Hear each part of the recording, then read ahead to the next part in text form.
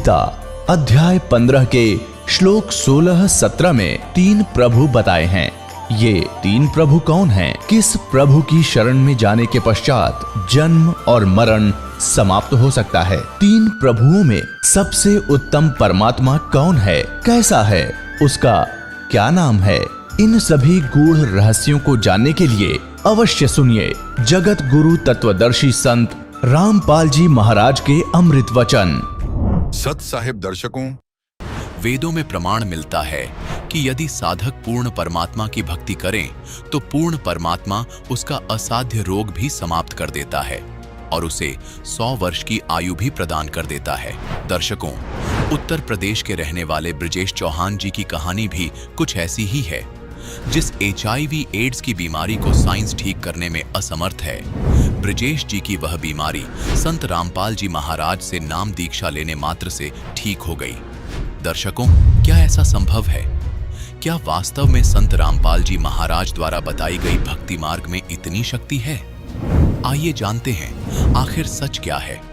सुनते हैं ब्रजेश चौहान जी की कहानी, उन्हीं की जुबानी। सर नमस्कार। नमस्कार सर। सर क्या नाम है आपका? सर मेरा नाम ब्रजेश चौहान है। सर कहाँ से हैं आप? जी मैं उत्तर प्रदेश देवरिया डिस्ट्रिक्ट से आया हूँ। संत रामपाल जी महाराज से कब जुड़े? जी मैं 2024/6/2010 को जुड़ा हूँ। सर संत रामपाल जी महाराज से नाम दीक्षा लेने से पहले आप क्या भक्ति साधना करते थे? सर मैं संत रामपाल जी महाराज से नाम दीक्षा लेने से पहले मैं सभी देवी देवताओं की भक्ति करता था। सर आपने बताया कि आप देवी देवताओं की भक्ति कर रहे थे, तो संत रामपाल जी महाराज से नाम दीक्षा क्यों ली आपने? सर ऐसा है कि मैं 2009 में पासपोर्ट बनवाया था, तो उसमें मेरे को जाना था सऊदी। उसमें जो है कि मेडिकल रिपोर्ट मेरा HIV का आया। फिर सभी देवी देवताओं की भक्ति करते करते अगर इतना खतरनाक बीमारी हो सकती है तो उन देवी देवताओं की भक्ति करके भी कुछ फ़ायदा नहीं है। इसलिए मैं संत रामपाल जी महाराज जी की शरण में आया और उनसे नाम उपदेश लिया। सर क्या बीमारी हो गई थी आपको? सर जी सऊदी अरब जाने के लिए जब मैंने अपना पासपोर्ट अप्लाई किया, वहाँ ट्रेडवेल करके एक ऑफिस है बॉम्बे में, तो वहाँ से जब इंटरव्यू वगैरह सब मेरा पास हुआ था, जब मेडिकल रिपोर्ट आया तो ऑफिस में मैं गया तो वहाँ एक सकीना करके मैडम है, तो उसको मैं पूछा तो बोले चौहान साहब आपका तो बहुत पॉजिटिव रिपोर्ट आ गया है कि आपको तो एड्स है। मैं वहाँ एकदम तक रह गया। मैं बोला मैडम क्या बोल रही है, ऐसा आप मजाक कर रही है क्या मेरे से? तो बोले नहीं, हकीकत है कि आपको एड्स हो गया है और आपको भेज नहीं सकते। जबकि वो कंपनी इतने तक तैयार थी कि मैं बोला भाई मेरे पास पेमेंट नहीं है, मैं पेमेंट नहीं कर सकता वहाँ जाने के लिए। तो बोले कोई बात नहीं, आप चलो वहाँ, आपके पेमेंट से पेड कर लेंगे। लेकिन जब ये रिपोर्ट आया HIV का तो मैं तो एकदम थक बक रह गया। मेरा आगे पीछे कुछ दिखता ही नहीं था, मैं क्या करूँ क्या नहीं करूँ, मैं तो पूरा ये हो गया था। फिर वहाँ एक फारूक करके था, बोले कोई बात नहीं तुम चले जाओ सऊदी, फिर देख लेंगे उधर जाने के बाद। तो जो सकीना मैडम है ऑफिस में काम करती थी, वो बोले चौहान जी ऐसा टीटिंग करके नहीं जाना आप कि आपका पैसा डूब जाएगा वहाँ, आप जाओ मत वहाँ। मैं बोला ठीक है मैडम। फिर मैं वहाँ से जब नासिक आया 2-4 जगह और रिपोर्ट करवाया तो सब जगह वही दिखा मेरे को, HIV एड्स का। संत रामपाल जी महाराज के बारे में कैसे पता चला आपको? तो एक मनोज करके है, भगत जी है, उन्होंने मेरे पास काम कर रहे थे। मैं उनको बताया ये बात कि भाई मनोज मेरे को तो ऐसा ऐसा बीमारी हो गया है। तो वो बोले, वो हंसने लगा, बोले यार भगत जी भाई साहब आपको इतना ख़तरनाक बीमारी हो गया है? मैं बोला हाँ मेरे पास ये सब रिपोर्ट है। तो बोले कोई बात नहीं, आप चलो बरवाला आश्रम में, वहाँ संत रामपाल जी करके है कि वहाँ से आप अगर नाम दीक्षा लेके भक्ति करें तो आपका कल्याण हो सकता है। फिर मैं बोला यार ऐसे कोई दवा इसका है ही नहीं, पूरे विश्व में कोई दवा नहीं है। मैं तो अभी एकदम टूट गया, मेरे बच्चे छोटे छोटे हैं, अभी उनका क्या होगा? जबकि घर वाले बोल रहे थे मेरी आदत से दारू पीना खाना ऐसा, तो क्या बोल रहे थे कि भाई ये अगर मर गया तो इसके बच्चों से भीख मंगवाएंगे कटोरा देकर। अब बच्चों का भी तकलीफ इधर है, एड्स का कोई इलाज नहीं। तो मनोज बोले कि भाई चलो वहाँ। मैं बोला नहीं, मैं नहीं जा सकता, क्योंकि मेरा दारू वगैरह नहीं मैं छोड़ सकता हूँ। मर गया तो भी चलेगा, लेकिन फिर बच्चों का प्रॉब्लम आता था कि बच्चे कहाँ जाएंगे। तो ऐसे ऐसे करके गया मैं बरवाला। सर जैसा कि आपने बताया कि आपको HIV एड्स था, सर इस बीमारी के बारे में जो आप बता रहे हैं, सर इसकी जांच आपने कहाँ करवाई? जी सर जी, इसकी जांच में जब बॉम्बे में मेडिकल करवाया था तो वहाँ से मेरे को मालूम पड़ा। फिर नासिक में 2-3 जगह पे प्राइवेट हॉस्पिटल में चेक करवाया, वो भी सेम रिपोर्ट आया। फिर मैं सिविल में जाके चेक किया, वहाँ पे भी सेम रिपोर्ट आया बस। फिर ये अपनी दवा, ये सिविल का ये ट्रीटमेंट है, इस पे अपना ये दवा स्टार्ट किए थे। और अभी मैं जब से संत रामपाल जी महाराज जी से नाम उपदेश लिया हूँ, तो साधना करते करते अभी मेरा जो HIV एड्स है वो बिल्कुल तरह से ठीक हो चुका है, मुझे कोई तकलीफ नहीं है अभी। सर क्या आया रिपोर्ट में? सर रिपोर्ट दिखाना। ये मेरा HIV टेस्ट है, HIV-1 और HIV-2 दोनों निगेटिव बता रहा है।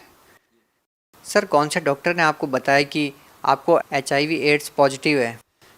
ये सभी जगह पे, जो बॉम्बे में भी, और ये जो सिविल का ये बुक है यहाँ भी उन्होंने। कहाँ के सिविल हॉस्पिटल में आपने दिखाया? नासिक सिविल हॉस्पिटल पे दिखाया था, और ये उसका ट्रीटमेंट जो चालू था वो बुक है वहाँ का। सर अक्सर जब लोगों को बीमारियाँ होती है तो मेडिकल में जाते हैं और डॉक्टर के ऊपर निर्भर हो जाते हैं और अपना स्थायी इलाज करवाते हैं, लेकिन जब आपका डॉक्टर से इलाज नहीं हुआ तो आप संत रामपाल जी महाराज की शरण में जाते हैं। तो सर ये समझाने की कोशिश कीजिए कि संत रामपाल जी महाराज की शरण में जाने के बाद कैसे आपको लाभ हो गया, कैसे आपको आराम हो गया?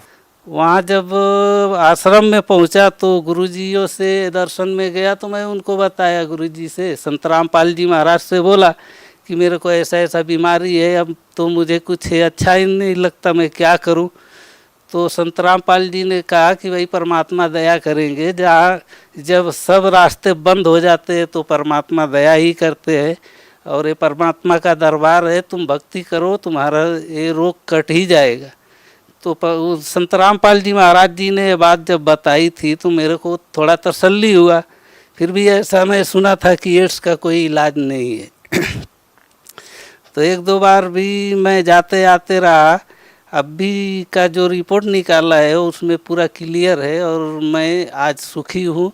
सर देखिए, आज का जो वर्तमान ज़माना है वो इन बातों पर इतनी आसानी से विश्वास नहीं कर पाएगा। आपकी बातों पर लोग कैसे विश्वास करें? आपने रिपोर्ट्स दिखाई, आपने डॉक्टरों के नाम बताए, मेडिकल के नाम बताए, बावजूद लोग इसके ऊपर विश्वास नहीं कर पाएंगे कि एक संत से नाम दीक्षा लेने के बाद HIV एड्स जैसी भयानक बीमारी ठीक हो सकती है। कैसे आप लोगों को विश्वास दिलाएंगे? जी सर जी, विश्वास ऐसे होगा कि जब आखिरी पोजीशन पे आता है तो डॉक्टर भी बोलते हैं कि अब तो भगवान का ही भरोसा है, कि भगवान की शरण में जाओ और भक्ति करो, शायद भगवान आपको कुछ कर सकता है तो करेगा। क्योंकि डॉक्टर भी जब जवाब देते हैं तो भगवान के तरफ ही भेजते हैं। सर क्या आपको लगता है कि कहीं ना कहीं किसी और संत से भी आप नाम दीक्षा लेते तो वहाँ पर भी आपकी बीमारी ठीक हो सकती थी? नहीं, क्योंकि उनके पास कोई प्रमाण ही नहीं है, और वो जो साधना बताते हैं वो गलत है। और ये जो हमारे गुरुजी संत रामपाल जी महाराज बताते हैं वो हर एक शब्द का वो प्रूफ करके बताते हैं। इसलिए संत रामपाल जी महाराज जो साधना बताते हैं वो 101% सत्य साधना बताते हैं, बाकी किसी के पास कोई प्रूफ नहीं है, इसलिए उनके पास जाने से भी कोई लाभ नहीं होता है। सर जब भी हम संत रामपाल जी महाराज के अनुयायियों से बात करते हैं, उनके इंटरव्यूज़ लेते हैं, हर किसी शिष्य के साथ कोई ना कोई लाभ ज़रूर होते हैं, जिसको सुनकर के हर कोई हैरान हो जाता है। जैसा कि आपने बताया कि आपको HIV एड्स पॉजिटिव थी, और जब आपने संत रामपाल जी महाराज से नाम दीक्षा ली, आपको जो HIV एड्स थी वो नेगेटिव रिपोर्ट आई, और आज आप बिल्कुल ठीक हैं। तो सर आपसे ये भी जानना चाहेंगे कि संत रामपाल जी महाराज से नाम दीक्षा लेने के बाद आपको और क्या क्या अनुभव हुए हैं? जी सर जी, मेरे को अनुभव तो बहुत कुछ हुआ। जब संत रामपाल जी थे आश्रम में, उनका सत्संग चालू था, मैं गया हुआ था आश्रम में, तो अचानक मेरे पेट में इतना दर्द हुआ कि मेरे सहन नहीं होता था। फिर वहाँ 10 बार उठता और बाथरूम जाता आता बैठता, मेरे को बिल्कुल अच्छा नहीं लगता था, इतना दर्द होता था। वहाँ जब मैंने प्रार्थना की, संत रामपाल जी महाराज जी सत्संग कर रहे थे, वहाँ जब मैं प्रार्थना लगाया मन ही मन, मैं बोला परमात्मा अगर आपकी शरण में आके भी इतना दुख ही रहे तो फिर कोई फ़ायदा नहीं है। फिर इतना शब्द बोला और मैं गया बाथरूम, तो इतना बड़ा खड़ा जिसको मुत खड़ा बोलते, अपने आप कट करके गिरा उधर, और मैं उठाया, हाथ में देखा, फिर रख दिया वहीं पे। वो लाभ हुआ मेरे को। बाकी जो अपने काम धंधे है उसमें भी बहुत प्रॉफिट होती है। और मैं इतना नास्तिक था कि मेरा दारू शराब यानी किसी प्रकार का ऐसा कोई नशा नहीं है कि जो मैं ना कर रहा हूँ, और हर काम करता था। मैं इतना नास्तिक व्यक्ति था, घर से लेके और बाहर तक किसी को भी पूछेंगे, जो अपने रिलेटिव है वो बोलते थे ये नहीं सुधरेगा। लेकिन संत रामपाल जी महाराज जी के शरण में जाने से ही मैं जब से नाम उपदेश लिया है, मुझे किसी भी चीज़ की आदी नहीं हूँ। सर आज आप कौन कौन सा नशा करते हैं, किस किस चीज़ के आदी हैं आप? अभी तो मुझे कोई नशा नहीं है, अभी तो सिर्फ एक ही नशा है कि संत रामपाल जी का बताया हुआ जो साधना है वही नशा है, बाकी कुछ नशा नहीं है आज के तारीख। सर देखिए, जैसा कि आपने बताया कि आपको HIV एड्स था और आपका वो ठीक हो गया, तो हमें भी विश्वास करना थोड़ा मुश्किल हो रहा है जब आपकी रिपोर्ट्स देखते हैं और जब पाते हैं कि वास्तव में ही आपको राहत मिली है और HIV जो पॉजिटिव था वो नेगेटिव रिपोर्ट आई है, तो हम भी हैरान हैं इस बात को लेकर के। तो सर उन लोगों को क्या संदेश देना चाहेंगे जो आज के दिन लाखों रुपए मेडिकल में खर्च कर रहे हैं डॉक्टरों के पास, आप उन लोगों को क्या कहना चाहेंगे? सर उनको मैं यही कहना चाहूँगा, ये तो आदेश तो परमात्मा ही देंगे, हम तो एक रिक्वेस्ट ही करेंगे कि भाई जैसे मैं दुखी था और संत रामपाल जी महाराज जी के शरण में आने से मेरा सब अच्छा हो गया, आप भी आओ और भक्ति मार्ग में जुड़ो संत रामपाल जी से और नाम उपदेश लो, अपना कल्याण करवाओ। सर जो आदमी कंफर्म करना चाहें कि आपको बीमारी थी या नहीं थी, लोगों को ये संशय ना रहे कि जो आपको HIV जैसी भयानक बीमारी थी वो ठीक हो गई, क्योंकि अक्सर हम देखते हैं कि इस प्रकार की जो बीमारियां होती है इसका सही से प्रॉपर इलाज नहीं है। बहुत सारे लोग जान गंवा देते हैं इस बीमारी के कारण। कोई भी कभी भी ये कंफर्म कर सकता है, मैं उसको डॉक्टर से भी मिलवा सकता हूँ, हर बातें उनसे कंफर्म करवा सकता हूँ। सर आपको जो संत रामपाल जी महाराज से नाम दीक्षा लेने के बाद ये लाभ हुए हैं, आज के दिन यदि कोई ये लाभ संत रामपाल जी महाराज से लेना चाहें तो वो कैसे ले सकते हैं? सर संत रामपाल जी महाराज जी का विभिन्न चैनलों पे सत्संग आता है, उस पे आप कुछ फ़ोन नंबर रहते हैं, उसको देख के उस पर कांटेक्ट करके और वहाँ से पता कर सकते हैं। हर ज़िले में हर जगह पे नामदान स्थल उपलब्ध है और लोग बता देंगे, वहाँ से आप नामदान प्राप्त कर सकते हैं। सर नाम दीक्षा लेने के लिए कितने पैसे देने होंगे? सर वहाँ तो 1 रुपया भी नहीं देना होता है, सब वहाँ की व्यवस्था फ्री ऑफ कॉस्ट है, वहाँ कोई भी पैसा नहीं लिया जाता है। बहुत बहुत धन्यवाद आपका। सच्चा है। दर्शकों, अभी आपने सुने संत रामपाल जी महाराज से दीक्षा प्राप्त करके सुखी हुए भक्त के अनुभव। अब देखिए जगत गुरु तत्वदर्शी संत रामपाल जी महाराज के मंगल प्रवचन। परमात्मा लीला में आयु 5 वर्ष की थी, लेकिन 2.5 वर्ष की रूप बना के वहां लेट गए। रामानंद जी ब्रह्म मुहूर्त में वक़्त से जाते थे, उनके सिर में वो खड़ाऊं लगी। परमात्मा कबीर जी बालक के रूप में लेटे हुए बच्चे की तरह रोने लग गए। रामानंद जी छेती जल्दी से नीचे झुके कि किसी बालक का चोट लाएगी। साधु संत कोई भी हो, किसी मजहब धर्म का, उसमें दया जरूर होती है। दया भाव से नीचे झुका तो उनके गले में एक कंठी होती है, कंठी, जो वैष्णु साधु से दीक्षित होने का प्रतीक होता है। एक तुलसी की लकड़ी की कमड़ियां होता है, मन का एक धागे में बांध रखा होता, वह निकल के परमात्मा की गल में गल गई कबीर साहब के। रामानंद जी ने दीखी नहीं अंधेरे में, और उठा के कहने लगे, बेटा सिर पर हाथ रखे, बेटा राम राम बोलो, राम राम बोलो, राम के नाम तो सुख होता है। परमात्मा चुप हो गए। रामानंद जी बोले, बेटा बैठ जा, यहाँ कहीं जाना नहीं, मैं तुझे तेरे घर भिजवा दूंगा, सुबह पता करवा के मैं नहा लेता हूँ। वह नहाने लग गए। परमात्मा वहां से अंतर्धान हुए, अपनी झोंपड़ी में आके विश्राम किया। कुछ दिन रामानंद जी जब नहा धो कराए देखे बालक है नहीं, सोचा चला गया होगा, अब कहाँ ढूंढूं। कुछ दिन के बाद परमात्मा ने क्या लीला की कि रामानंद जी का एक शिष्य विवेकानंद नाम का ब्राह्मण अपने क्षेत्र में कथा कर रहा था विष्णु पुराण की। अब परमात्मा जाकर बैठ गए वहां पर। जब उसने विष्णु पुराण की कथा सुना ली, विष्णु सर्वेश्वर है, इनके कोई माता पिता नहीं, अजरो अमर है, सारी सृष्टि के मालिक हैं ये, तब परमात्मा ने पूछा कि भगवान मैं एक शंका है मेरे मन में। कबीर साहब 5 वर्ष के बालक ने, तो विवेकानंद ने कहा कि बोलो बोलो क्या बात है, बोलो बेटा बोलो। परमेश्वर ने कहा कि एक ब्राह्मण शिव पुराण सुना रहा था रुद्र संहिता में, वो बता रहा था कि विष्णु जी की उत्पत्ति भगवान सदा शिव और शिवा से हुई है और ब्रह्मा जी की उत्पत्ति भी उन्हीं से हुई है। आप कह रहे क्यों जन्म मृत्यु नहीं होती? तो वो कब उसके पास वहीं पर रखी थी, वो शिव पुराण खोल के भी देख ली क्यों थी संस्कृत में। तो कहने का झूठे, इसमें कुछ नहीं लिखा है, देखो लोगों झूठ बोलता है। उसने पूछा विवेकानंद ने कि तू कौन सी जाति का है, क्या तूने कहीं से दीक्षा ले रखी है? तो परमात्मा के बोलने से पहले वहां श्रोता कहने लगे कि ये नीरू का लड़का है, जुलाहे का, दानक का बेटा है यो। तो उसे विवेकानंद ने सोची ऐसी गहन बातें तो कोई दीक्षित व्यक्ति ही बता सकता है। उसने पूछा तूने दीक्षा ले रखी है किसी से?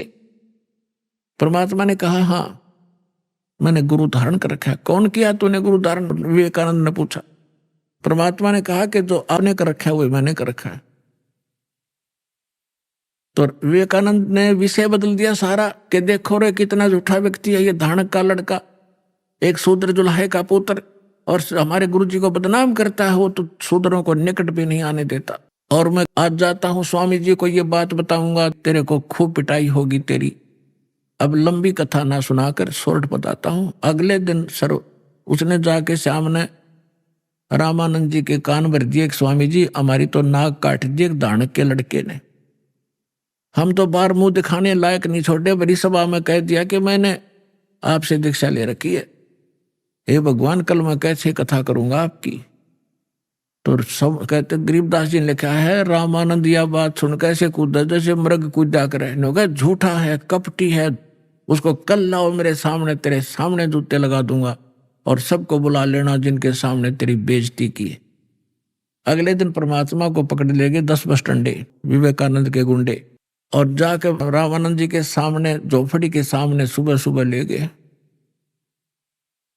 रामानंद जी ने अपनी झोपड़ी के गेट पर पर्दा लगा रखा था, झोपड़ी के अंदर से खड़ा होकर वार्ता कर रहा था ये दिखाने के लिए कि मैं इन शूद्रों को टच भी नहीं करता, इनके दर्शन भी सुबह सुबह नहीं करता। और वो श्रोता बुला रखे थे अपने सारे चमचे, विवेकानंद ने जिनके सामने उसकी बेइज्जती हुई थी, वो सारे श्रोता बैठे। तो रामानंद जी ने पूछा कि कौन है, तेरी जात कौन है, तू किस भगवान की भक्ति करता, तेरा पंथ क्या है? तो कैसे वार्ता होती है उस आत्मा और परमात्मा की, गरीबदास जी ने चित्रार्थ की है। क्या कहते हैं? आडा पर्दा लाए करे रामानंद बूजंत, दास गरीब कुरंग छवि अदर डाक कूदंत। कुरंग माने मृग की तरह कूदा झोपड़ी में पां पीटे। कौन जात कुल पंथ है, कौन तुम्हारा नाम, दास गरीब आधीन गति फिर बोलत है बलि जाऊं। रामानंद जी कह रहे हैं तुम्हारा कौन जात है, तेरा कौन पंथ है, तेरा नाम क्या है? तो गरीबदास जी कहते हैं जैसे गुरु के सामने शिष्य को रहना चाहिए, एक अच्छे शिष्य की भूमिका करते हुए गरीबदास जी कहते हैं आधीन गति, दास गरीब आधीन गति बोलत है बलि जाऊं मैं। गरीबदास जी कहते बलिहारी जाऊं इस महापुरुष परमात्मा के, कैसी लीला कर रहा था, एक अधीन होकर बोल रहे हैं और कह रहे हैं सच्ची जात हमारी जगत गुरु और परमेश्वर है पंथ, दास गरीब लिखत पढ़ो मेरा नाम निरंजन कंते। मैं अवगत गत से पहरे और 4 वेद से दूरी, दास गरीब दसों दिशा में सकल सिंध भरपूर। ए स्वामी सृष्टा में सृष्टि हमार तीर, दास गरीब अधर बसू अवगत सत्य कबीर। सुन रामानंद राम हम मैं बामन नरसिंह, दास गरीब सर्व कला मैं ही व्यापक सर्वंग। सुन स्वामी सतभाखे हूँ झूठ न हमरे रिंच, दास गरीब हम रूप बिना और सकल परपंच। मैं रोवत हूँ सृष्टि को ये सृष्टि रोवत मोहे, गरीबदास हमारे योग को समझ न सकता कोई। अब परमात्मा ने जब ये सारी कथा सुनाई कि मैं सारी सृष्टि का रचनहार हूं, सुन रामानंद राम हम और हम बावन नरसिंह, ये सब लीला हमने की थी। विष्णु जी को तो एक बड़ाई दी थी, बात में उसका रूप धारण कर लिया। हम ये चाहते थे परमात्मा क्या भक्ति बनी रहे, इनकी आस्था बनी रहे मेरे में, ताकि ये किसी के माध्यम से भी बनी रहे। पर परमात्मा ने यह भक्ति इस युग तक लानी थी और कर रहे थे सारे आप ही। अब क्या बताते हैं, परमात्मा ने कहा कि जात हमारी जगत गुरु, और मेरा पंथ पूछते हो कौन सा मैं भक्ति मार्ग लेकर आया हूं। परमेश्वर है पंथ, ईश ये ब्रह्म है, ईश्वर ये परब्रह्म यानी अक्षर पुरुष है। गीता अध्याय नंबर 15 के श्लोक 16 और 17 में 3 पुरुष हैं, सरपुरुष, अक्षर पुरुष और परम अक्षर पुरुष। तो कहते हैं ईश ईश्वर परमेश्वर। जात हमारी जगत गुरु यानी सच्चा ज्ञान और सूर्य पूरे विश्व को ज्ञान देने के लिए मैं आया हूं, या मेरी जात समझ लेना। और मेरा पंथ है परमेश्वर का, उस परमेश्वर का मार्गदर्शन करने के लिए मैं आया हूं। अब रामानंद जी कहते हैं, अरे बालक सुन दुर्बुद्धि तेरा घटमट तन आकार, और दास गरीब दर्द लगा जब हो बोले सर्जनहार। गरीबदास जी कहते हैं रामानंद जी को जो भगवान ने अपने आप को भगवान ने कह दिया, तो रामानंद जी को दर्द हुआ, इस बात का दुख हुआ कि दुल्हे का बालक 2 कौड़ी का जीव अपने आप को भगवान कहता है।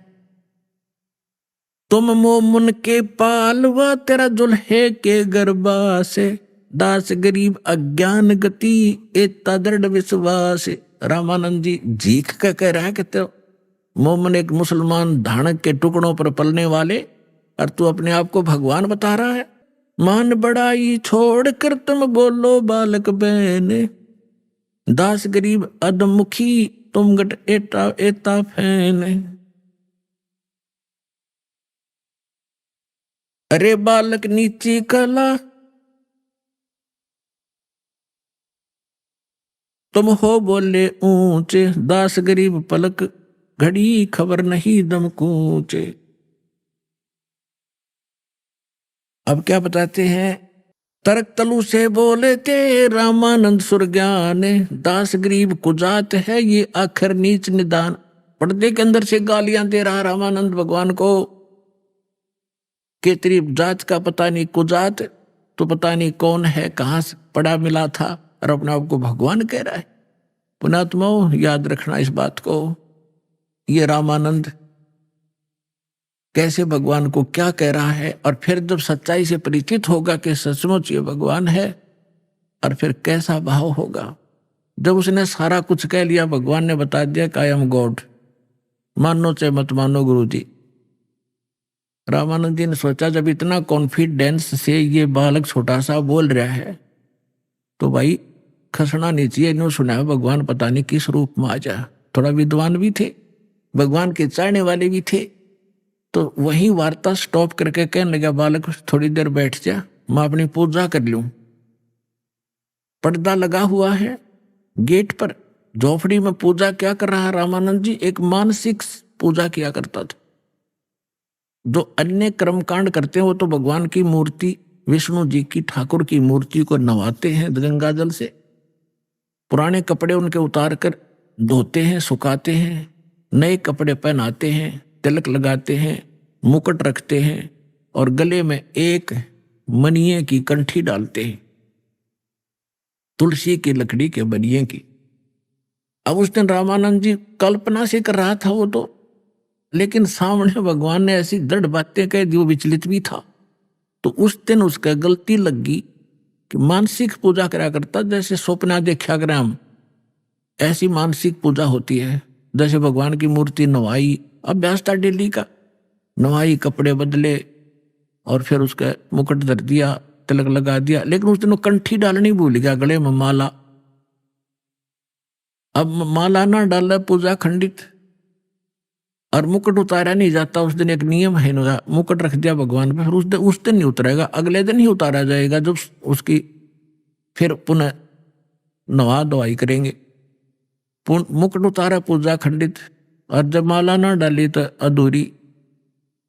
तो अपने आप को कोस रहा था मन मन में, आकाश मेरे से कौन सी भूल पड़ी भगवान, आज जीवन में पहली बार गलती हुई, भूल लगी मुझ नीच के, बहुत मुझसे कोई भारी भूल बनी है, मुझसे कोई अपराध बना है जिससे मुझे आज इतनी भूल लगी। बाहर खड़े वो 5 वर्ष के बालक, वह कहते स्वामी जी चिंता ना करो, इस माला की गांठ खोल लो, गुंडी खोलो, और फिर गले में डाल के फिर गांठ लगा दो, मुकुट उतारना नहीं पड़ेगा। ओए होए, अब रामानंद जी ना कोई सामने मूर्ति,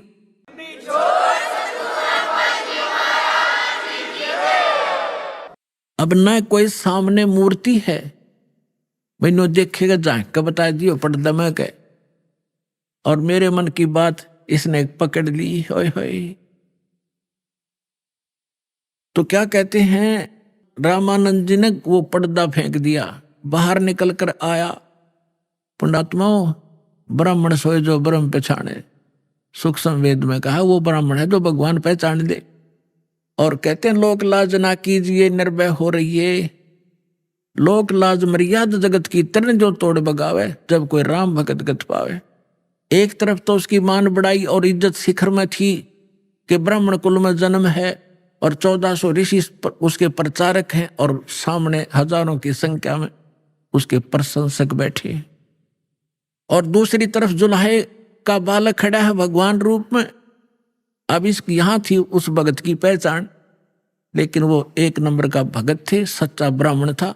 उसने संसार को ठोकर मार दी और उस 5 साल के जुल्हे के बालक को सीने से लगा लिया भगवान समझकर। जब उन्होंने परमात्मा को सीने से लगाया तो उनका शरीर ऐसा था जैसे रुई होती है, तेज पुंज का शरीर, ऐसनाविरम शुक्रम कायम। यजुर्वेद अध्याय नंबर 40 के मंत्र नंबर 8 में परमात्मा कबीर जी की यह महिमा स्पष्ट लिखी है कि उसका शरीर है कबीर जी का, लेकिन वो उसमें नाड़ी तंत्र हाड़ चाम वाला नहीं है, तेज पुंज का नूरी शरीर है। अब वो सामने देख रहे थे, कहते हैं बोलत रामानंद जी हम घर बड़ा सुकाले, गरीबदास पूजा करें मुकुट ही जदमाले। परमात्मा कहने लगे सेवा करो संभाले करे, सुन स्वामी सुर ज्ञाने, गरीबदास सिर मुकुट में माला अटकी आ जाने। स्वामी घुंडी खोल कर फिर माला गल डारे, गरीबदास इस भजन को समझ सके कर तारे। रामानंद जी मान गया कि मेरी इस क्रिया को भगवान बिना कोई जान नहीं सकता, ये सामने सचमुच परमात्मा खड़ा है। डोडी पर्दा दूर कर लीना कंठ लगाए, गरीबदास गुजरी बहुत जब बदन में लाया। कि उस समय सामने भगवान खड़े, एक तरफ सारा समाज जिसमें महिमा का उसका झंडा बंधा हुआ था, तो कहते हैं उसका गिल्ला मन मोथल पुथल तब तेरी हुई, लेकिन सीने से लगा लिया। क्या कहते हैं, मन की पूजा तुम लखी मुकटमाल परवेश, गरीबदास गत को लखे तेरा कौन वरण कौन भेख। ओए होए, रामानंद 104 साल के ब्राह्मण आंखों में आंसू घेर कर कह डालते हुए कह रहे हैं कि मेरे मन की पूजा तुम लखी, तुमने जान ली। मेरी मुकुट में माला फंस गई, तो डालना चाहा था मुकुट में, कहा उलझ गई थी। तब मालिक ने कहा था इसको खोल के गुंडी फिर गल में डाल। मन की पूजा तुम लखी है मुकुटमाल प्रवेश। रामानंद जी कह रहे हैं, गरीबदास जी बता रहे हैं कि गरीबदास गति कौन लखे, तुझे कैसे पहचाने हम जीव, किस तो वर्ण में यानी दानक जुलाहे सुंदर वर्ण में खड़े हो, और के आपकी वेशभूषा, हम जीव कैसे पहचान सकते हैं परमात्मा आप। मन की पूजा तुम लखी मुकुटमाल प्रवेश, गरीबदास गति कौन लखे, तेरा कौन वर्ण क्या बेख। फिर कहते हैं ये जो दीक्षा तुम दी मान ली मन मोरे, गरीबदास तुम कोमल पुरुष और हमारा बदन कठोरे। अब बुद्ध विद्वान पुरुष थे, समझ गए कि मेरा अहम तोड़ा है, अहंकार टूटे बिना भगवान मिला नहीं। तो कहते हैं ये तो दीक्षा तो मोर दे मान ली मन मोर, आपने जो मुझे शिक्षा दी मेरी अकल ठिकाने आएगी कि मैं घना ऊपर उठ रहा था, अपने आप को पता नहीं क्या समझ रहा था, और दाता आज आपके सामने मैं फेल हो गया। फिर उन्हें काफी चर्चा होती आपस में, लेकिन परमात्मा ने उनको सब तरफ से फेल कर दिया। परमेश्वर ने जब सारा कुछ हो लिया, रामानंद जी कहने लगे मैं बाप से दो बात ज्ञान की चर्चा और करना चाहता हूं, बैठो करो। तब परमेश्वर ने प्रश्न किया कि आप किसकी भक्ति करते हो स्वामी जी? कि मैं विष्णु का उपासक हूं, वैष्णु संत हूं, शंकर जी की उपासना भी साथ साथ करता हूं। परमात्मा ने कहा कि आप इसकी उपासना से कहां जाओगे? कि स्वर्ग में जाऊंगा बच्चा, वहां देवताओं जैसा मुझे शरीर मिलेगा और वहां बहुत सारे भगवान के दर्शन किया करूंगा, सारी सुख सुविधाएं। परमात्मा बोले वहां कितने दिन रहोगे, वहां कितना समय व्यतीत करोगे? विद्वान पुरुष थे, मालूम था, और सब उसी समय कह दिया कि जब तक मेरे पुण्य रहेंगे मैं विष्णु लोक के स्वर्ग में रहूंगा। फिर कहाँ जाओगे? पता नहीं बच्चा, ले मैं बताऊंगा कहाँ जाओगे। फिर आप गधे बनोगे।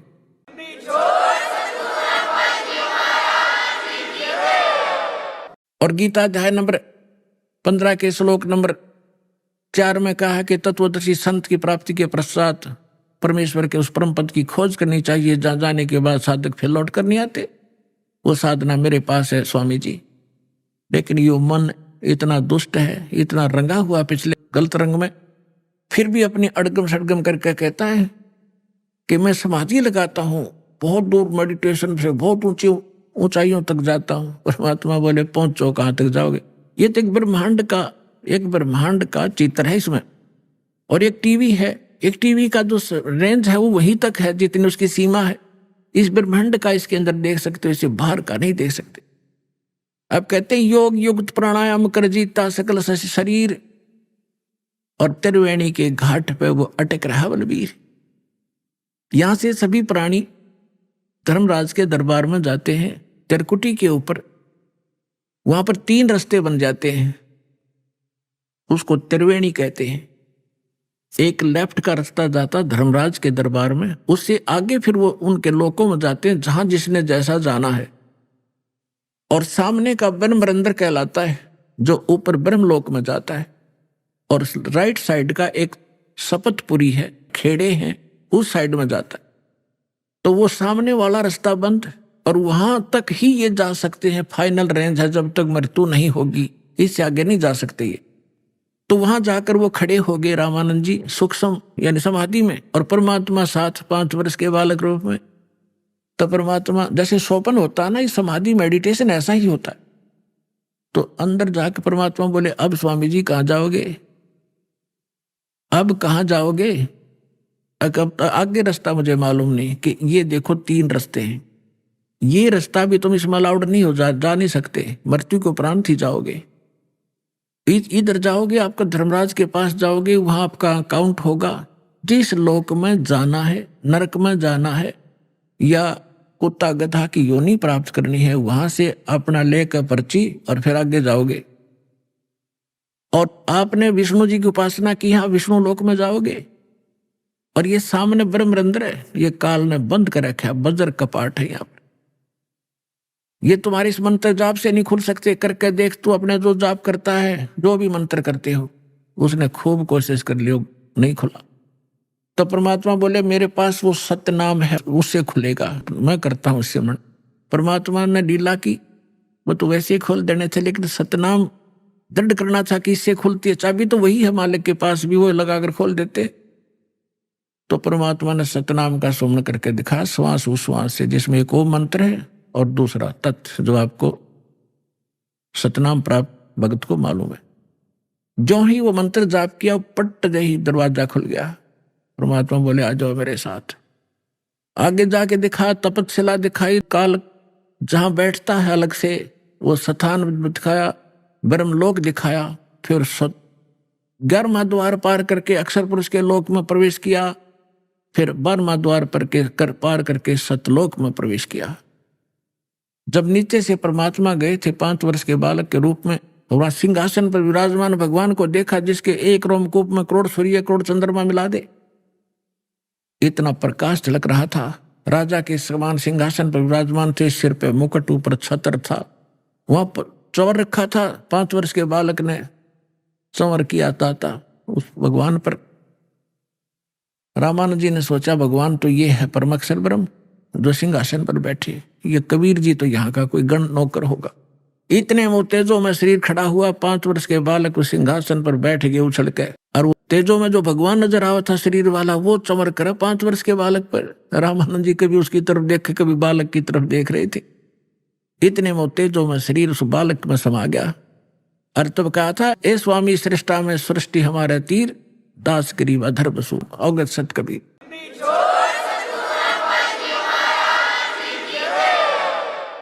अब उसी समय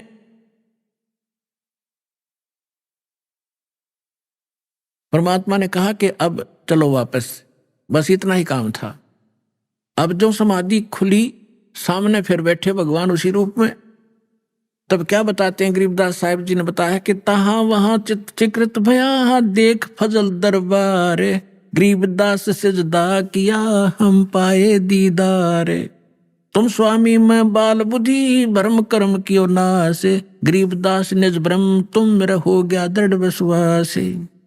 सुन बे सुन से तुम परे, उर से हमरे तीरे, दास गरीब सरबंग में तू अवगत पुरुष कबीर। कोट कोट सजदा किए और कोट कोट प्रणाम, गरीबदास अनहद अदर हम पर शो तुम धाम। बोलत रामानंद जी सुनो कबीर करतार, गरीबदास सब रूप के तुम ही सृजनहारे।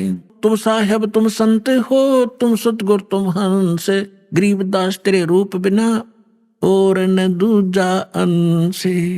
मैं भक्ता मुक्ता भया और कर्म भरम कियो नासे, गरीबदास अवगत मिले या मिटगी मन की बासे। दोहू ठौर है एक तू, भया एक से दो, गरीबदास हम कारण तुम आए हो मगजो। होय होय 104 वर्ष का वृद्ध 5 वर्ष की उम्र के धाणक के लड़के के चरणों में गिर गया बालक की तरह कि तुम स्वामी में बाल बुद्धि, आप मेरे मालिक, और मेरा ज्ञान तो आज वेद व्याधि से मैंने पता था, आपके सामने ज्ञान हुआ। तुम स्वामी में बाल बुद्धि, मेरी तो बालक जैसा ज्ञान था आपके ज्ञान के सामने, और मेरा कर्म भरम भय नाश। और गरीबदास जी कह रहे हैं कि रामानंद जी ये बोले, गरीबदास निज ब्रह्म तुम, वास्तव में सही भगवान आप हो, मुझे हो गया दृढ़ विश्वास। तो who is God? Kabir is God. बोलो सतगुरुदेव।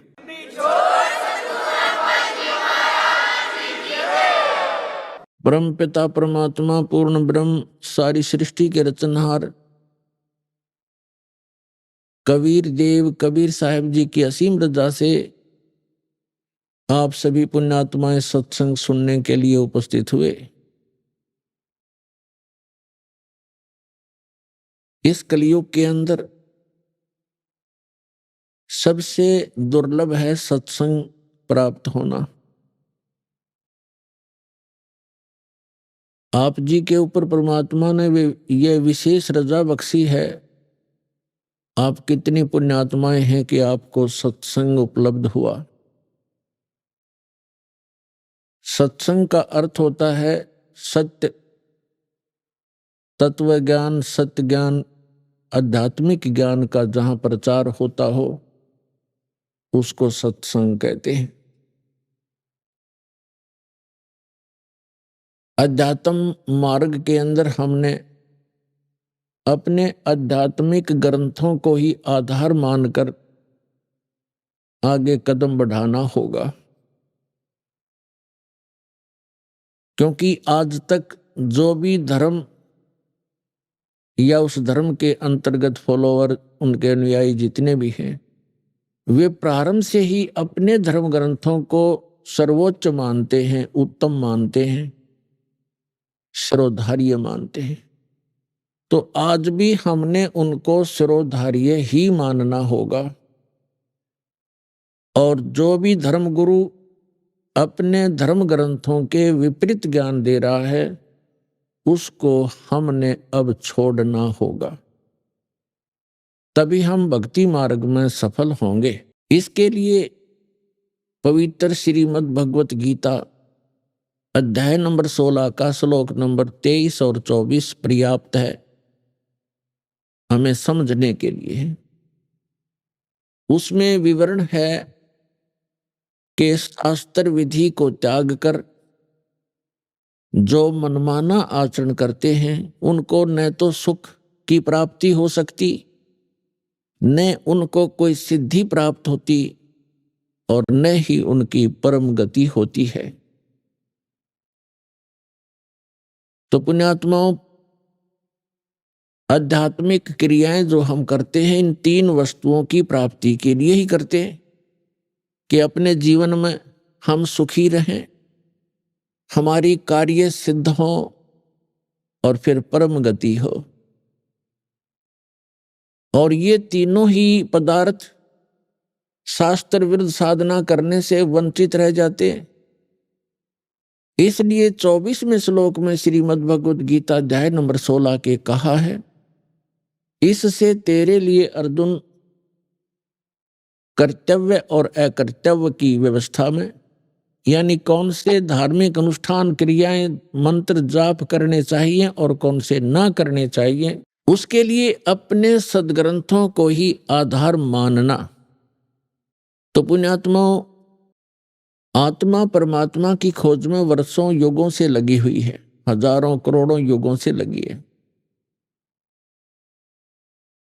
और हम अपने सदग्रंथों में ये भी पढ़ते आए हैं कि जो सत साधना करते हैं, मर्यादा में रहकर सत भक्ति करते हैं, वे ऐसे स्थान पर चले जाते हैं जहां से लौटकर फिर प्राणी कभी संसार में नहीं आता। प्रमाण के लिए श्रीमद् भगवत गीता अध्याय नंबर 15 के श्लोक नंबर 1 से लेके 4 में प्रमाण किया है कि तत्वदर्शी संत की प्राप्ति के उपरांत, और तत्वदर्शी संत कैसा होगा वो भी इसमें प्रमाणित किया है। जो उल्टे लटके हुए संसार रूपी वृक्ष के सभी विभाग विस्तार से जानता है, वो तत्वदर्शी संत है। तत्वदर्शी संत चौथे अध्याय के 34वें श्लोक में कहा है कि अर्जुन, तू तत्वदर्शी संत से उस तत्व ज्ञान को प्राप्त कर। तो यहाँ 15वें अध्याय के 4थे श्लोक में कहा है कि तत्व ज्ञान की प्राप्ति के उपरांत उस तत्व ज्ञान से इस अज्ञान को काटकर, अर्थात अज्ञान हटाकर, उसके पश्चात परमेश्वर के उस परम पद की खोज करनी चाहिए, जहां जाने के बाद साधक फिर लौटकर कभी संसार में नहीं आते। और जिस परमेश्वर ने संसार रूपी वृक्ष की रचना की है, यानी सारे ब्रह्मांडों की जिसने रचना की है, केवल उसी की भक्ति करो। गीता ज्ञान दाता जो श्री कृष्ण जी के अंदर प्रवेश करके बोल रहा है, वो ब्रह्म है, सरपुरुष है। वो अपने विषय में कहता है कि अर्जुन, तेरे और मेरे बहुत जन्म हो चुके हैं, तू नहीं जानता, मैं जानता। मेरे कर्म और जन्म अलौकिक हैं, दिव्य हैं।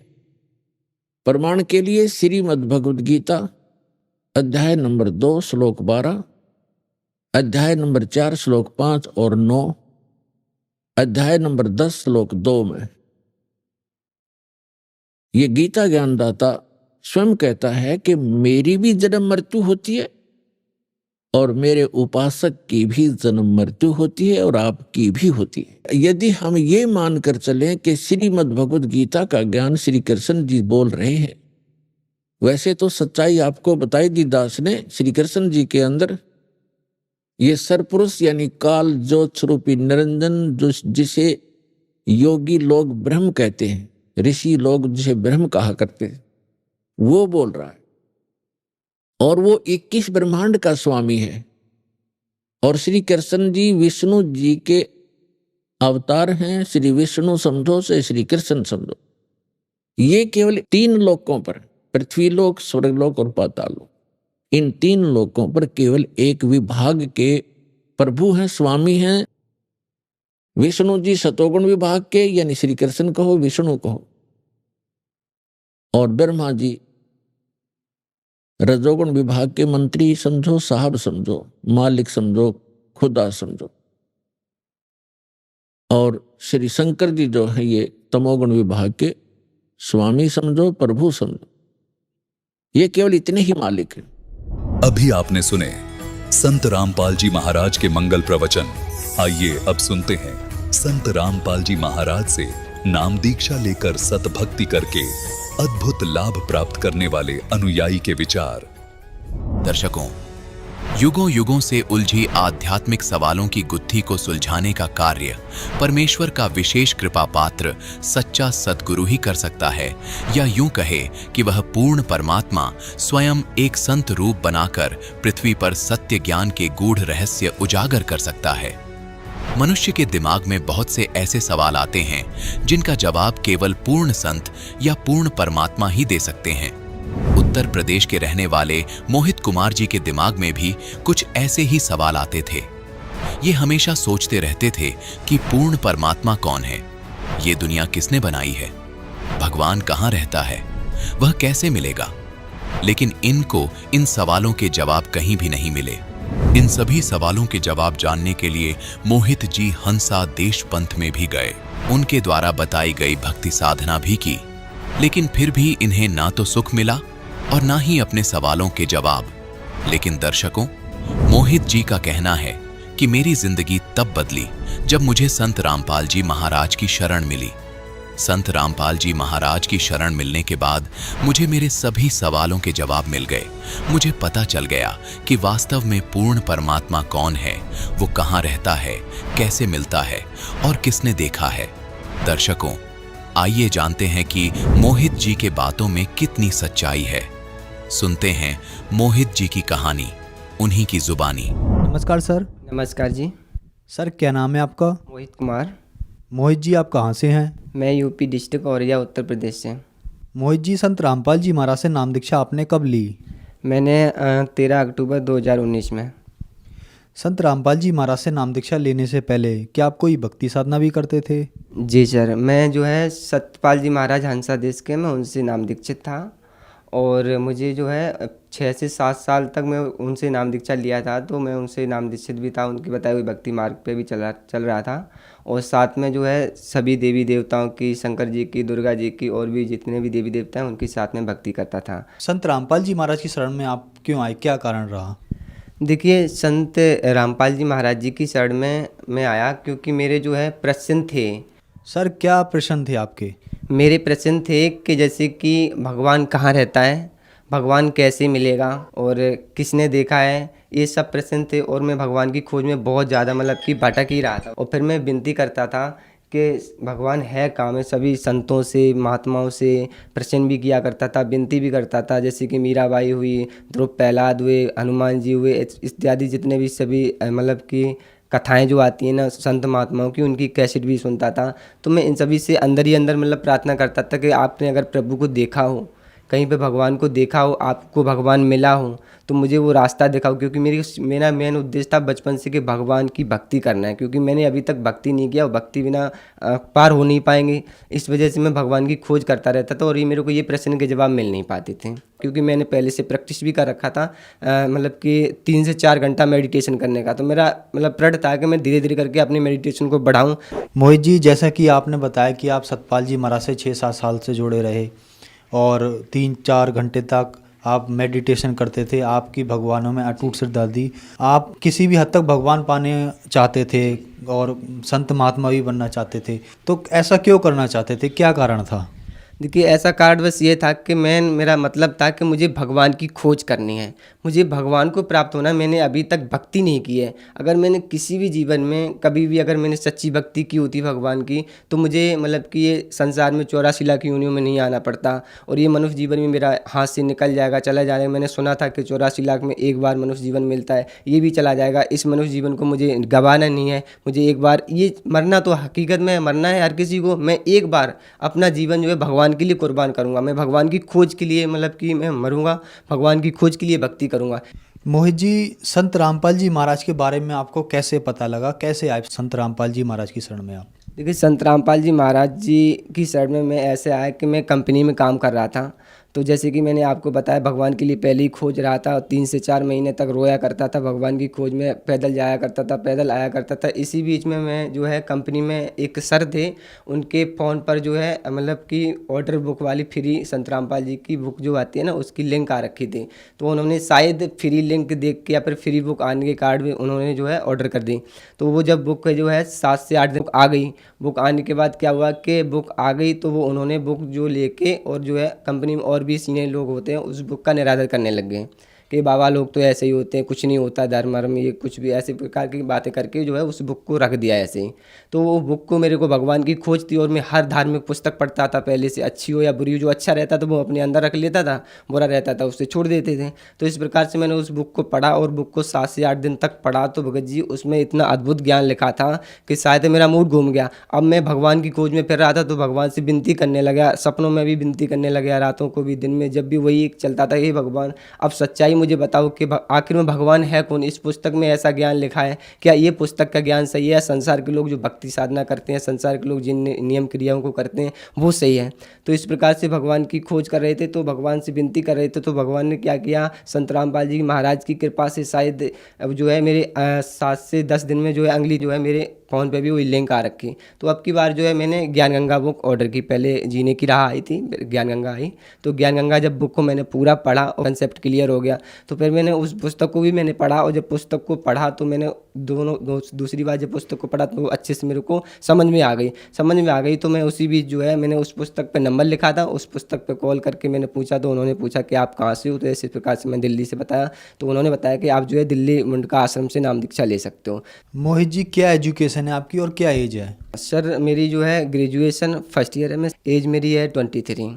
मोहित जी, आप एक यंग हैं और इस उम्र में बच्चे अपना कैरियर बनाते हैं, अपनी पढ़ाई करते हैं, आप भगवान की तरफ मुड़ गए। उन बच्चों को लिए क्या संदेश देना चाहेंगे जो आज ये कहते हैं कि भक्ति नहीं करनी चाहिए, भक्ति तो बुढ़ापे में करनी है? उनके लिए मेरा तो मतलब एक ही है कि ये मनुष्य जीवन 84 लाख योनियों के बाद मिलता है और एक बार ये मिलता है। हम जितनी भी कर्म क्रिया करते हैं संसार में वो सब भी कर रहे हैं, चलो ठीक है, लेकिन हमें भक्ति की तरफ भी ध्यान देना चाहिए। भक्ति की कोई एज नहीं होती और मौत का भी कोई समय नहीं होता। बचपन हो या फिर बुढ़ापा हो या फिर जवानी हो, भक्ति भी एक अच्छे संस्कार हैं, इसको हमें अपनाना चाहिए। चाहे बचपन हो, चाहे बुढ़ापा हो, चाहे जवानी हो। तो बचपन बच्चा भी कर सकता है, जवान भी कर सकता है, बुढ़ापा भी मतलब कि बुढ़ापे में भी कोई कर सकता है। तो इसकी कोई भी एज नहीं होती है, हर कोई भक्ति कर सकता है जी। मोहित जी, आप भगवान की तलाश में भटक रहे थे और संत रामपाल जी महाराज का आपको ज्ञान मिला, आपने वहाँ से नाम दीक्षा ली। तो भक्ति करने से क्या आपको कोई लाभ भी प्राप्त हुए? सबसे अच्छा और सबसे बढ़िया और प्रमाण सहित संत रामपाल जी का ज्ञान जो है वो जो है मेरे को मिला और उसमें मेरे को शांति है और मेरे के मानसिक शांति भी है बहुत अच्छे से, शारीरिक शांति भी, सब तरह से आर्थिक समस्या भी खत्म है। इस प्रकार से जो है मेरे को सबसे बड़ा है कि आध्यात्मिक ज्ञान मुझे मिला, जो कि मुझे जिसकी तलाश थी। संत रामपाल जी महाराज जी की कृपा से जो है मेरी एक नौकरी भी लग गई है और मैं अभी संतुष्ट हूँ। भगवान का सद्भक्ति मार्ग भी मुझे मिला है। संत रामपाल जी महाराज के बारे में अक्सर कहा जाता है कि संत रामपाल जी महाराज देवी देवताओं की या ब्रह्मा विष्णु महेश की भक्ति छुड़वाते हैं, क्या ये बात सही है? देखिए संत रामपाल जी महाराज भक्ति तो नहीं छुड़वाते हैं, बल्कि ये है कि उनकी भक्ति सही बताते हैं।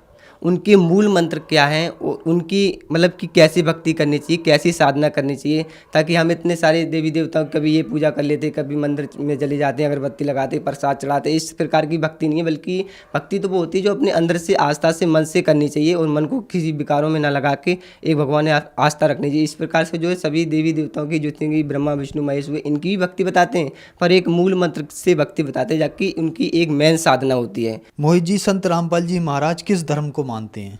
जी, देखिए कि संत रामपाल जी किस धर्म को मानते हैं, तो ये प्रश्न जो है जो मानव धर्म को मानते हैं संत रामपाल जी महाराज, उन्होंने कहा भी है, उनके वेद भी यही कहते हैं कि जीव हमारी जाति है, मानव धर्म हमारा, हिंदू मुस्लिम सिख ईसाई धर्म नहीं कोई न्यारा। मोहित जी, जैसे कोई मुस्लिम धर्म से है या सिख धर्म से है या ईसाई धर्म से है या हिंदू धर्म से है, अगर वो संत रामपाल जी महाराज से नाम दीक्षा लेना चाहता है तो क्या उन्हें अपने धर्म की भक्ति छोड़नी पड़ेगी, या संत रामपाल जी महाराज कौन से धर्म की भक्ति बताते हैं? जी, देखिए संत रामपाल जी महाराज जी जो भक्ति बताते हैं वो बहुत ही सिंपल है, और सभी वेदों में, चाहे फिर वो हिंदू हो या मुस्लिम हो या फिर सिख ईसाई किसी भी धर्म से हो, इससे कोई फ़र्क नहीं होता। जैसे कि हिंदू मुस्लिम सिख ईसाई धर्म नहीं कोई न्यारा, कोई धर्म नहीं होता, बस एक मानव धर्म होता है। और एक सभी सदग्रंथों में हर कोई, जैसे हिंदू है या मुस्लिम है, अपने अपने सभी सदग्रंथों में प्रमाणित भक्ति दे रहे हैं, तो उनको अपने अपने धर्म को पढ़ना चाहिए, ताकि अपने धर्म की पुस्तकों में जो है, धार्मिक पुस्तकों में समझ में आए कि क्या लिखा है, और बाकी संत रामपाल जी महाराज जो प्रमाणित भक्ति देते हैं उसको कर सकते हैं। मोहित जी, जो श्रद्धालु आज आपको देख रहे हैं, आप उन्हें क्या संदेश देना चाहेंगे, खास करके हंसा देश पंथ वालों को? जी, देखिए हंसा देश पंथ वालों को मैं यही कहना चाहूँगा कि देखिए आप सभी शिक्षित हो, उस परमेश्वर की कृपा से। अब शायद है कि 40 से 50 वर्ष से पहले कुछ भी नहीं था, इतना ज्ञान नहीं था, इतना मतलब कि विज्ञान नहीं था, तो आज परमेश्वर की कृपा से जो है हमें आज शिक्षित हैं, और हम सभी नकली धर्म गुरुओं से भी जुड़े हुए हैं। मेरा इनसे सभी से ये निवेदन होगा कि आप जो है कृपया संत रामपाल जी का सत्संग सुनिए, और अपने वेदों को संत रामपाल जी क्या बता रहे हैं उसको मैच करिए कि हाँ ये बात सही है या गलत है। आप निर्णय लें, और आप जो भी भक्ति करते हैं उस भक्ति को मैं ये तो नहीं कहूँगा कि त्याग दो, बाकी आप पहले निर्णय लो, निर्णय लेने के बाद कि क्या सही है क्या गलत है, उसके बाद जो है संत रामपाल जी महाराज जी से जुड़ सकते हैं। अगर आपको अच्छा लगता है, वैसे भक्ति तो पूरा प्रमाणित दे ही रहे हैं संत रामपाल जी महाराज। इस प्रकार से अपने धर्म की पुस्तकों को पढ़िए, अच्छे संत रामपाल जी क्या कहते हैं उनसे मैच कीजिए, और संत रामपाल जी महाराज जी से नाम दीक्षा लेकर अपना कल्याण करवाइए। मोहित जी, भक्ति क्यों करनी चाहिए? अगर कोई सुखी है तो भक्ति क्यों करनी चाहिए? देखिए भक्ति इसलिए करनी चाहिए, जिस प्रकार से बच्चे जो होते हैं स्कूल में पढ़ने के लिए एडमिशन करवाते हैं और पढ़ते हैं, वो पढ़ने के से साथ साथ जो अपने आप को कैरियर में समझते हैं कि जो मुझे कुछ हासिल करना है, भक्ति पढ़ाई करने के बाद जो सोचते हैं कि आर्थिक समस्या होती है, नौकरी संबंधित होती है, जो कुछ भी समझते हैं पढ़ाई करने के बाद जो लाभ होने वाले होते हैं, उस लाभ के लिए प्रेरित होते हैं। अब इसी प्रकार से कुछ बच्चे होते हैं कि पढ़ाई नहीं करते हैं तो उनको कुछ भी मिलने वाला नहीं होता। इसी प्रकार से ये मनुष्य जीवन भी होता है। हमें ये जीवन जीते जीते भी भक्ति करनी चाहिए, ताकि जो है हम भगवान को प्राप्त हो सकें सही भक्ति करके। अगर हम पढ़ाई नहीं करेंगे तो 84 लाख योनियों में भी हमें चक्कर काटने पड़ जाएंगे, क्योंकि हमारी बिना मतलब की भक्ति के कुछ भी कल्याण होने वाला नहीं है। इस प्रकार से हमें जीवन में भक्ति भी करना जरूरी है। सर, क्या आप नशा वगैरह भी करते थे? जी सर, मैं नशा तो जो है करने लग गया था, पहले नहीं करता था लेकिन मैं करने लग गया था। तो संत रामपाल जी महाराज की शरण में आने के बाद क्या आपका ये नशा वगैरह छूटा? जी, देखिए संत रामपाल जी महाराज जी से जैसे मैंने नाम दीक्षा ली, ज्ञान समझा और उनके नियमों का पालन किया, तो संत रामपाल जी महाराज जी का नशा तो क्या, नशा हर प्रकार से चला गया, मेरी सारी बुराई छूट गई। संत रामपाल जी महाराज जी की शरण में आने के बाद सारी बुराई छूट गई। अब मैं अपना जीवन बड़ी शांतिपूर्वक और मानसिक रूप से, जिस प्रकार से मैं भगवान की खोज में फिर रहा था, उन सभी प्रश्नों के भी जवाब मुझे मिल चुके हैं। तो अब मैं बिल्कुल अच्छे से हूँ और उस भगवान की भक्ति भी करता हूँ। मोहित जी, संत रामपाल जी महाराज से नाम दीक्षा कैसे ली जा सकती है? देखिए संत रामपाल जी महाराज जी से नाम दीक्षा आप कई तरीके से ले सकते हैं। जैसे तो आजकल तो यह है कि सभी स्टेट में जो है संत रामपाल जी महाराज जी का नामदान केंद्र है, ठीक है, आप पता कर सकते हैं।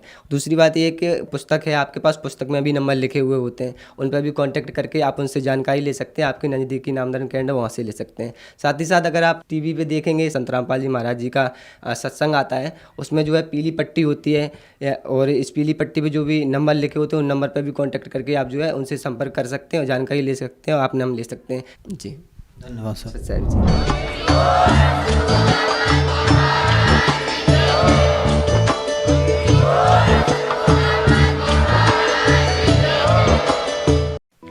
आप सुन रहे थे जगत गुरु तत्वदर्शी संत रामपाल जी महाराज के मंगल प्रवचन। अधिक जानकारी के लिए संपर्क करें।